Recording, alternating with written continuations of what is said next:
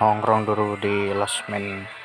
Oke, tidur dulu, nunggu di nanti malam di kumpul.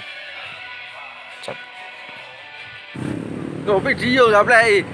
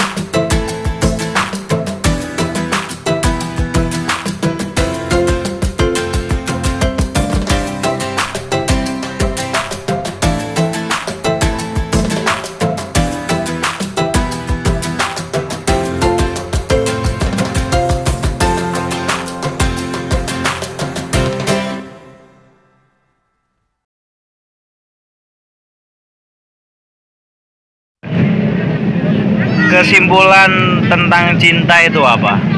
Cinta seharusnya gimana? Cinta itu seharusnya saling mempercayai ini. Nah, Bener Pak?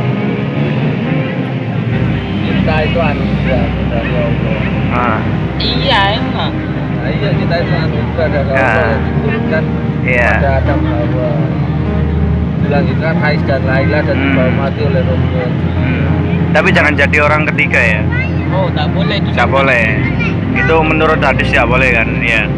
Cinta itu suci. Suci. Yang pertama. Ah, Dan yang kedua itu cinta itu jangan dibawakan ke jalan yang haram. oh, berarti percintaan itu tidak boleh ya Pak ya? Boleh. Maksudnya pacaran itu nggak boleh. Boleh. Pacaran nggak boleh. Mantap Pak. Terima kasih. Baik. Cap.